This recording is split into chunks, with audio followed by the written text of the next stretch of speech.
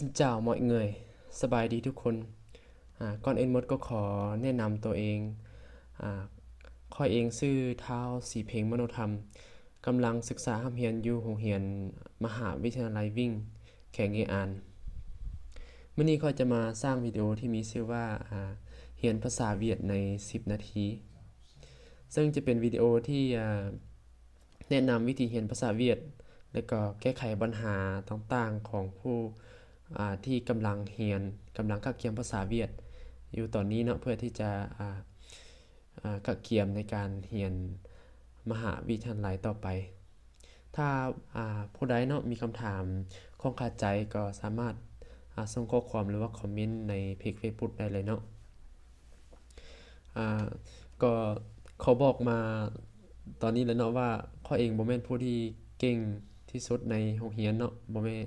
ม่นผู้ที่เก่งภาษาเวียดที่สุดในโรงเรียนแต่ว่าก็จิพยายามช่วยหมู่เพื่อนให้ได้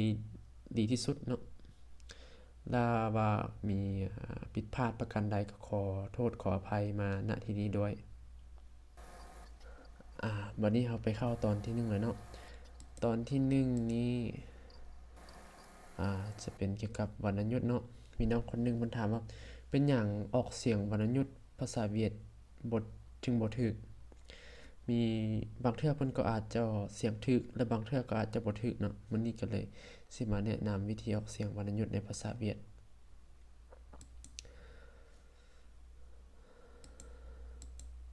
ภาษาเวียดThanh điệu trong tiếng Việt vần nhutในภาษาเวียดcó tất cả có tất cả 6 thanh điệu có tất cả 6 thanh điệu มีทั้งหมด6วรรณยุกต์แต่ว่าความจริงแท้มันจะมีแต่5เนาะตัวเขาแต่ว่าภาษาเวียดเขาเจ้าจะเอิ้นมันเป็นแทงงางตัวหนึงเนาะทำอิฐนี่ก็คือภาษาลาวมันจะบ่มีวรรณยุกต์เลยก็คือจะมีแทงงางแทงเหวียนแทงชักแทงหอยแทงงะแทงหนังแล้ววันนี้เราจะไปวันนี้จะไปอธิบายถึงการออกเสียงของแต่ละตัวเลยเนาะแทงงางเทียบเป็นภาษาลาวจะเป็นบ่มีวรรณยุกต์เลยเนาะคือตัวอย่างจะเป็นบาเสียงของมันจะเป็นแบบกลางๆซื่อๆเนาะตามตัวนี้จะเป็นคลื่นเสียงของมันเนาะคลื่นเสียงของมันตัวนี้จะเป็นบาแดเดกโกเนนือเนาะต่อไปวันนี้จะเป็นเสียแทงเหวียนtiếp theo là Thanh Huyền จะถ้าเทียบเป็นภาษาลาวจะเป็นวรรณยุกต์เอกถ้าว่าเวลาเราอ่านแทงเดี่ยวนะแทงเดี่ยวแทงเวียนถ้าว่าเราอ่านเป็นเสียงเอกเลยมันจะถูกต้องเลยเนาะví dụ bà đè đề cò cô nơ nưเนาะให้อ่านตัวนี้ง่ายๆเลยเวียนนี้จะเป็นวรรณยุกต์เอกเลยต่อไปจะเป็นแทงชักถ้าเทียบเป็นภาษาลาวจะเป็นคล้ายคือกับอักษรเสียงสูงเนาะพวกขอสอทอพอฟอแล้วตัวอย่างเนาะตัวอย่างการออกเสียงบาเดี๋ยวชักมันจะเป็นเสียงขึ้นนั่นนึงบาเดแดกอโกเหนือเนาะมันจะเป็นเสียงสูงขึ้นคือถ้าเทียบง่ายๆเขาจะคือคำว่าหน้าบ่มีเหยาเนาะภาษาลาวก็จะเป็นตัวนอเนาะแต่ว่าถ้าเป็นหนาถ้าเป็นเหยาซักเข้ามาจะเป็นหอเนาะจะเป็นเสียงสูงของตัวนั้นเนาะตัวนี้เนาะให้จื่อเป็นเสียงสูงของตัวนั้นคือคำว่าหนือก็คือขออภัยคือคำว่านือถ้าเหยาซักเข้ามาจะเป็นหนือในภาษาลาวจะเป็นตัวนอแต่ถ้าหนือในภาษาลาวจะเป็นตัวหอเนาะแล้ววันนี้ถ้าเทียบไปใส่ตัวเบอร์คือบาจะเป็นบาจะเป็นตัวบอแล้วก็จะเป็นห บในภาษาลาวเพิ่นบ่มีเนาะแต่ว่าให้เราสำนึกว่ามันเป็นเสียงสูงของตัวนั้นเนาะบาบาเดเดเนาะต่อไปจะเป็นแทงห้อยแทงห้อยแทงห้อยแทงห้อยนี่มันจะออกเสียงหยะหน่อยนึงเพราะว่าในภาษาลาวมันจะบ่มีนะมันจะเป็นเสียงคล้ายคือเท่านั้นเสียงห้อยแทงห้อยแทงห้อยห้อยมันจะตามสัญลักษณ์ของคลื่นเสียงเนาะห้อยห้อยวิจุตัวอย่างคือเทคนิคของอาการออกเสียงตัวนี้มันให้เวลาเราเรียนทำอิฐให้เราเอามือไปตามเนาะมันจะออกเสียงง่ายขึ้นมาวิจุล่ะบ้าบ้าแดเดก่อโก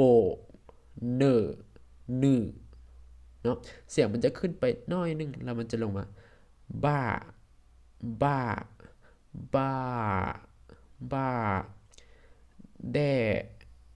แด่แด่เนาะไหนเนาะตอนนี้เนาะต่อไปจะเป็นngãแทงngã tiếp theo làแทงngã trong tiếng Lào là không có phát âm này không có thanh điệu này ในภาษาลาวจะบ่มีวรรณยุกต์แบบนี้เนาะงะมันจะออกเสียงแบบเป็นคล้ายๆคือเสียงยาวซักเมื่อกี้จะเป็นเสียงอักษรสูงแต่ว่ามันจะมีเสียงเน้นเสียงสะอื้นเสียงสระสุดท้ายตัวอย่างเลยบะบะเดเดะเกาะโกเกอเนอหนือเนาะตัวนี้มันก็จะต่างกันหมู่ถ้าว่าเรารู้จุดพิเศษของมันแล้วเราจะรู้ว่าตัวนี้มันต่างกันหมู่แล้วมันจะเป็นบะอะบะอะถ้ามีเราบ่เคยเราจะเอาเป็นเสียงบะอะก็ได้บะอะบะอะบะอะบะอะจะเป็นเสียงบะอะบะอะเดะเนาะตัวนี้มันจะเป็นเสียงสะอื้นสระของตัวนั้นสุดท้ายจะมีเสียงสะอื้นขึ้นมาต่อไปจะเป็นแทงหนังtiếp theo làแทงหนังnha các bạn Thang nặng trong tiếng Lào cũng không có nhưng mà ta có thể so sánh với thang điệu trong tiếng Lào được ในภาษาลาวจะบ่มีเนาะแต่ว่าเราจะสามารถเปรียบเทียบเสียงที่คล้ายคือได้นั่นก็คือเสียงเอกแต่ว่าแทงหนังมันจะเสียงจะหนักกว่าเนาะหนังมันแปลว่าหนักเนี่ยเนาะตัวอย่างบาบาแดเดกอโกเนนือเนาะถ้าเสียงเฮียนมันจะเป็นเสียงเบาๆเป็นเสียงเอกเลยแต่ว่าตัวนี้คือว่าบาเนาะบาเฮียนจะเป็นบาหนังมันจะเป็นบาบามันจะเป็นเสียงบาแบบเสียงยาวๆนิดนึงมันจะเป็นเสียงทอสุดท้ายบาบาเนาะตัวนี้ต่อไปจะมาเบิ่งครูวรรณยุกต์ที่ออกเสียงคล้ายคือกันออกเสียงคล้ายคือกันมันจะมีแทงเฮียนแทงหนังแล้วก็แทงห้อยที่หลายๆคนมักบ่ฮู้ว่ามันต่างกันแนวใดคือแทงเฮียนคือเอาเป็นเสียงเอกเลยคือง่ายๆนั้นเป็นเสียงเอกแล้วก็หนังมันจะเป็นเสียงเอกแต่ว่ามันเสียงจะหนักกว่ามันจะมีเสียงเน้นสุดท้ายมันจะหนักแล้วเสียงห้อยแทงห้อยมันจะเป็นแบบเสียงมันจะสั้นเนาะสั้นแต่มันจะแบบเสียงขึ้นแล้วมันลงไวๆห้อยเนาะตัวอย่างแทงเฮียนมาแม่เมมอโมมือเสียงคือมาเอกเลยง่ายๆนั่งเสียงนั่ง